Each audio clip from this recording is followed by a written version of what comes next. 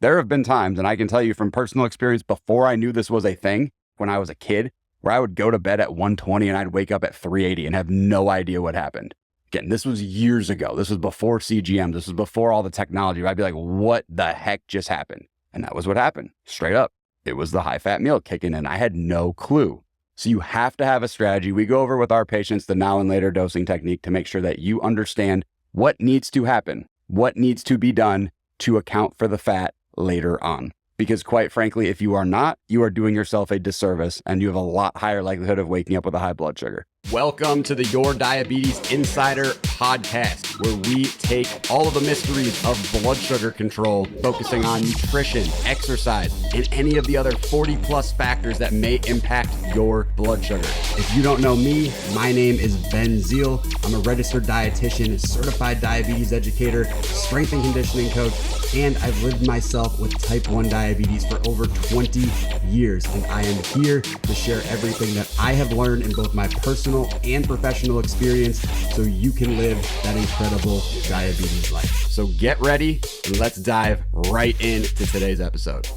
What is going on? Welcome to this episode of the Your Diabetes Insider podcast. And today, let's talk about another fun topic that does not get the love it deserves, but I know it is in every Facebook group that exists. I get comments on it all the time on both TikTok and on Instagram, messages, etc. And it's one of the biggest banes of people with diabetes existence. And it probably has driven you crazy at least once in your time living with diabetes. And that would be, why do you spike in the morning? Before food, before anything else?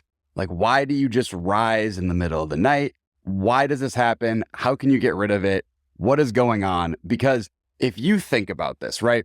You live with diabetes, your A1C is basically, in a really simplified way, the average of the previous 3 months, most heavily weighted with the most recent month, right?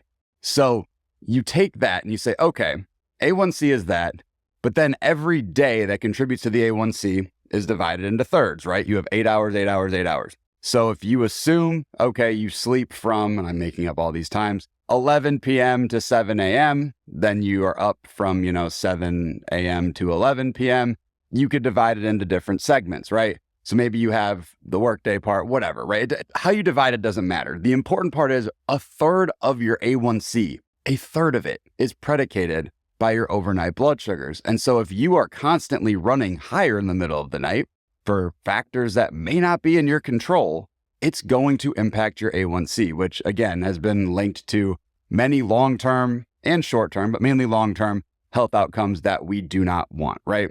I actually don't think I've ever done a full episode just straight up on complications. So if you want that, definitely let me know. Not that if you want complications, but if you want an episode about complications and the possibilities of, not keeping your blood sugars in range, definitely let me know, and I'm happy to do that. It's not a fun, friendly, warm, fuzzy topic. Not that everything I do is, but it's one that I haven't done for a while, if ever. So let me know. Regardless, we don't want negative outcomes. We want positive outcomes. We want amazing quality of life. We want you to be able to do the things that you love with the people you love, eat the food you love, and just basically have diabetes on the back burner as if it's there, but you just kind of tend to it. You deal with it. It doesn't really exist. It's not the main character in your life. And if you do want that and you're serious and you want some one-on-one support with that, my team and I are here to help. We're all dietitians. We all live with type 1 ourselves. We all have exercise backgrounds, and we're here to make sure that this becomes a reality for you. And without further ado, let's dive into how this happens, why this might happen, what you can do about it, and just what it looks like. Because one of the other things about diabetes that drives me crazy, and it may drive you crazy as well, right? I'm a patient and I'm a provider, so I get to see both sides of it. And on the patient side, what drives me nuts is when I go to a provider and they don't explicitly explain everything that's going on. They're just kind of like, oh yeah, your number rises. It's like, cool. Thanks for that intel. I couldn't figure that out myself by reading the graph. Like, no, of course I know it's going high at this time of day, but tell me what the cause of it probably is. And so with this, what this can appear to look like is you're sleeping, everything's glorious, and maybe it's at 2 a.m., maybe it's at 1 a.m., maybe it's at 4 or 5 a.m., but your blood sugar just starts to creep up and up. And sometimes it's more dramatic than others, right? Sometimes you'll go from 85 to 130. Sometimes you'll go from 85 to 285. Hopefully it's not that dramatic, but it can have the capability of doing that. So here's a few reasons why this can happen, what needs to happen to fix it. So first things first, most common one you've probably heard of, I'll get it out of the way just to make sure that it's over and done with before we get into the fun ones, dawn phenomenon. So what is that in a nutshell? Basically, your hormones around 2, 3 a.m., your body says, hey, I'm going to release a bunch of hormones. I'm going to make sure that your body's healing and recovering from the day. I'm going to release growth hormone. I'm going to release epinephrine. I'm going to release other catecholamines and other things to help you repair your body, which is amazing, except for that these things can raise your blood sugar.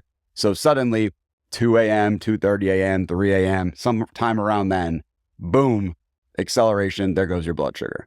And again, it can be a 40, 50 point jump. It can be an 150 point jump. So with that, there's not a whole lot that can really be done. This is really notable in kids going through growth spurts, by the way. So if you're a parent listening to this and you're noticing, hey, I'm looking at my kid's CGM and they're always rising in the middle of the night, definitely something to keep in mind and talk with the care team about. But with this, one really easy thing, if you're on an insulin pump, easiest way to fix this is just saying, hey, I'm going to talk to my care team. I'm going to make that adjustment with them to make sure that the basal rate is able to cover for this. And I experienced this hardcore back when I was a teen, into college. And to an extent, you could argue I still have it a little bit now, but knock on wood, I've been able to dial things in, so I haven't had to worry as much about it. But it's a very real thing. It's a very real thing. Like, this is something that happens to most people with diabetes at some point or another. So what you really want to make sure of is that this is not something that's going to impact your numbers for the long haul. Because again, there's a major difference of waking up at 85 and waking up at 220, because you're going to feel like trash, like you were hitting the face with a 2x4, because you're dehydrated, your mouth's dry, you did not get the quality of sleep that you needed, and all of it was something that could very well have been preventable. Now, you also don't want to go to the other end of the pendulum and say, well, my number went up and I'm going to go nuts with the insulin if you're on insulin, because then you also don't want to end up with a low blood sugar either. So it has to be finessed, it has to be slow, it has to be steady. And if you're thinking, well, I'm not on an insulin pump, so what should I do? Well, if you're on injections, it's tough. It's tough sledding. I'm not going to tell you that you're out of luck, but there's a chance you may have to get up and take a dose to correct it. There's also a chance, though, that depending on the basal that you're on, depending on your care team, etc., there are ways to finesse to ensure that you're able to make it not have as big of an impact based on timing the long acting. So again, won't go into all the details there because it's outside of the scope of the podcast. But no, if you're MDI, there's still a way to do this. And this is something that happens and it's fairly common. If you're type 2 and you're listening, you're like, hey, I'm on oral meds, on an injectable med once a week, there's other things that have to be finessed with that as well. So again, care team will be pivotal for this.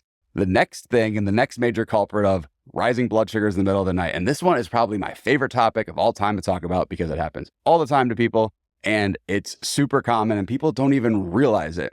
But that would be, without a doubt, a dinner that kicked in late because of high fat. And so I'm talking, you have a high fat, high carb meal, or even just, hey, there's a bunch of fat there more than normal. And people have a certain threshold. Once they meet it, then their blood sugars have that delayed rise. But remember, you have dinner, and very often, I know I've talked about this before on this podcast, but you have it where your blood sugar's fine. And then you go to bed, you're like 120, your number had gone up and down after dinner. And then suddenly it's 4 hours later, it's 4.5 hours later, it's 5 hours later. My record is 8.5 hours later, right?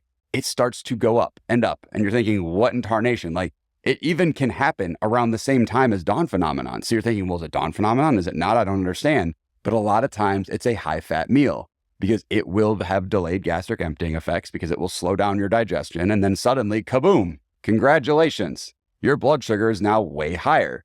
And a lot of times it can be traced exactly to what you ate. So if you had a restaurant meal, if you had a meal that is bigger than normal, if you had a meal that had a considerable amount of fat at dinner time and you are not paying attention in the 3, 4, 5, 6 hours after the fact, you definitely are going to want to start paying attention. And this is one where I will tell you, in my own experience, I do wake up and I do make sure that my dose is calculated and I take something, because if I don't, I will wake up much higher. With dawn phenomenon, again, there can be dramatic impacts, but like I said before, you could have a 30, 40 point rise. With a high fat meal, there have been times, and I can tell you from personal experience before I knew this was a thing, back when I was in, college, back when I was a kid, where I would go to bed at 120 and I'd wake up at 380 and have no idea what happened. Again, this was years ago. This was before CGM. This was before all the technology. I'd be like, what the heck just happened? And that was what happened. Straight up. It was the high fat meal kicking in. I had no clue. So you have to have a strategy. We go over with our patients the now and later dosing technique to make sure that you understand what needs to happen, what needs to be done to account for the fat later on. Because quite frankly, if you are not, you are doing yourself a disservice and you have a lot higher likelihood of waking up with a high blood sugar. And I can even tell you now, right? Like if the timing's off or you undercount the amount of fat and the amount of carbs ever so slightly, there's times where even still, like I'm not perfect. I'm never going to admit that I'm perfect as a person with diabetes. This is a side note. Like it's not like, oh, my graphs are always flat. Like, no, I wish. There's always things that happen. And there are times where I'll nail 95% of the meals that I eat out at restaurants, but there's times where they just don't agree with me. Or I undercount it much more than I expected. Or maybe there was a bunch of oil that was cooked in that I just straight up didn't count, even though I'm pretty aggressive with counting for it. And it happens to the best of us. But what I will say is with this, if you do not have a strategy to attack high fat meals, you need to get one ASAP, because this is an area that I can tell you 99% sure your care team is not talking about with you. And if they are, this is very vague. Oh, split the dose 50-50. That does not work. I will tell you right now, it does not work. There's a 95% chance that does not work. And I say that because it's just straight up not how things metabolically work, right? If you have a high fat meal and let's say you're eating pizza, right? You're eating 2 pieces of pizza. If the doctor tells, oh, I'm not saying to not listen to your doctor by any means. I'm just trying to tell you scientifically why this doesn't make any sense. Always defer to your doctor, right? If you so choose. But with this, right? You eat 2 pieces of pizza. Let's just say that's 70 grams of carbs and you've got 35 grams of fat and 25 grams of protein. You eat that pizza, but you split your dose because the doc's like, oh yeah, do it 50-50 over an hour. It doesn't make any sense because all you're doing is you just ate 70 grams of carbs. You only took for half of it. The rest of it's coming over time. So now you're going to go high. Now you're going to stay high. Then the fat's going to kick in. You're going to stay even higher. Like it does not make any sense. There are studies that show that you need additional insulin beyond what you would normally have because of the high fat content. So that's what I'm saying when I'm like, we have the now and later dosing technique. Like it has to be learned. There has to be a method. And the first step in that is to start to identify when you have those higher fat meals, when you have to intervene. So when do you see that secondary rise? And like, at what point is that after a meal? So that'll be your first step, your first homework assignment from this. If I'm going to give you one, would be, okay, you ate dinner out at 7 p.m. When did the fat kick in? And you'll know, trust me, you will know. But that's the second reason potentially for a morning high. So you have dawn phenomenon, you have a high fat meal kicking in. Another potential reason for a morning high blood sugar, typically by morning, I mean overnight. One of them could be, and I'm always butchering how to pronounce it, Samaji effect. So this one tends to be you're coming off of a low, right? You're trending down a little bit lower. You're, okay, I'm 90, I'm 85, I'm 82, I'm in the 70s. And then suddenly you start dipping into low territory and your liver's like, nope, not today, Satan. And it literally just dumps a bunch of glucose and boom, there you go. That one I'm not going to say is the easiest one to potentially fix, but it's one of those things where it's like, can you prevent the root cause? And in this one, it's a pretty easy cause and effect, right? I'm dropping and then my liver dumped. So can you prevent the drop? Suddenly, kaboom, you prevent the liver dump and it's all good. It's all happy. Everybody wins. So that one I would say it's not a super, super drastic thing, but that is one thing that I will say can and should be addressed as like, okay, this is the front line, but that also tends to happen later in the morning, like right around the time that you get up. So if you're creeping down and then voop, and this one shouldn't be as dramatic if you're on one of the algorithm pumps because you have the capability, well, not you, but the pump, right, has the capability of saying, oh, you're dropping, let's shut the insulin down a little bit to slow down the drop. And then, oh, you're starting to rebound, here's a little insulin to fix that. So ideally, that one shouldn't be quite as big of an impact. So I wouldn't worry too much about that one. So we've really got 3, of which the top 2 are the biggest 2. And then another potential reason why you have a high in the morning. And again, I'm trying to mainly talk about during the sleepy hours, right? Another thing could be just straight up, your medication is off. You'd be like, what does that mean? What do you mean my medication's off? You aren't getting enough. Like your number can just creep up and up and up and up, right? And again, could it be dawn phenomenon? Sure. Could it be a high fat meal? Sure. But this would be a situation where you didn't have those things, right? You had a very basic dinner. You ate it at, I'm making this up, 5:30 p.m. It's, you didn't have a ton of fat, didn't have tons of protein. You had some decent carbs to spare the protein that's there. So everything's nondescript, right? Nothing crazy. You know that you didn't just see this massive boom at 2 a.m. or 2:30 a.m.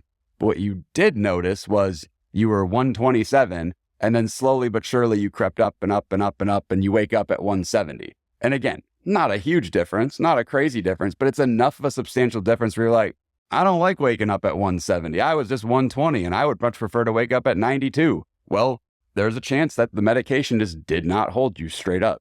And that to me, by the way, kind of how I just alluded to that situation of deducing what the answer is, that's a really great way to know what is the cause if you're having like overnight highs, right?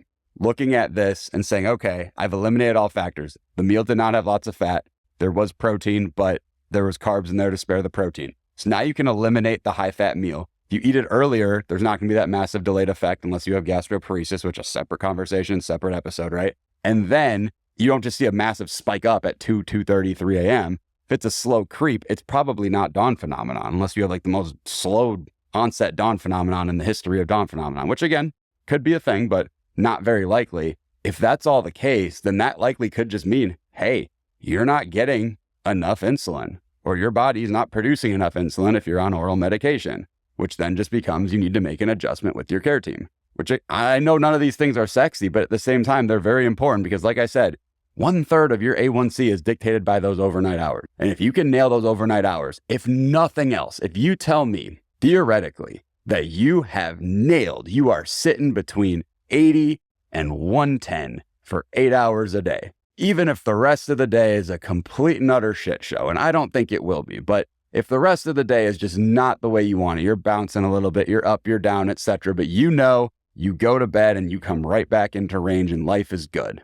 you know, rainbow, unicorns, sprinkles, all that stuff, then you're in a much better spot than someone who's just, where's my number? I have no idea what's going on. And again, it's highly unlikely if you are that motivated to keep your overnight nailed that your daytime is going to be all over the map. But even if you average during the day, right, and this is being hypothetical, even if during the day, let's just say that, you know, you have 3 8-hour time blocks, right? The first 8 hours when you're sleeping, you're averaging 100. The second 8 hours, you're averaging 150. And then the third 8 hours, you're averaging 130. That 100 is going to bring things down pretty substantially. Again, is it perfect? No. But suddenly now you're averaging 140 something instead of averaging up in the 180, 170, 160 range. 140 to 160 is a huge difference. And for perspective for how A1C works, and this is, you know, related but not related, but it's related enough. Roughly every 25 to 30 points is a drop of 1% in your A1C. Is it more specific? Yes, but you get the general gist. So if you're decreasing by 20-ish points, that's almost a full percent of your A1C just by nailing the nighttime. And that almost full percent, I mean, that could be the difference of, hey, my A1C, just in the example I just gave, right? If you're averaging 154, that's a 7. If you're averaging like 180-ish, that's an 8. So if that 150 to 180 time frame, the average of those two be 165, it's like a 7.5. But because you average that 100 during the overnight and you're pulled down into the 140s, you're suddenly at a 6.7. So that risk of potential issues could be down just because your overnights are nailed. So if that doesn't tell you, hey, get your overnights in order, get those early morning blood sugars in order, I don't know what does. Another thing I can tell you too is the days where, you know, like I said, you know, everyone has their days where diabetes just doesn't cooperate. But the days where I have, you know, well, dang it, my, you know, high fat meal kicked in a little more than I wanted and I spent the night at 170, 180, 190, 200. Those will skew my entire average more than anything else. Take that to the bank. So nail those overnight, early morning blood sugars. You've got 4 situations here that you can look into to figure out if yours are not on point, what you need them to do. And with that information, do what you will. But know that they will tremendously help. And tell me what questions you still have, what things are still on your mind about this concept of early morning blood sugars. Send me messages on Instagram, send me a message on TikTok. Let me know what questions you've got. And if you're loving the podcast, if you're getting a ton of value, please drop that 5-star review on Apple, Spotify, wherever you are listening. It would mean the world to me. And if you're serious, you want that one-on-one support to be able to have that amazing quality of life without any interference from blood sugar, no restriction from your diabetes, my team and I are here to help. We're all dietitians. We all live with type 1, and we've got your back. We're ready to make this happen for you. So holler at me on Instagram, TikTok, wherever you would like, and I will catch you in the next episode. Hope you're ready for the next episode. Hey.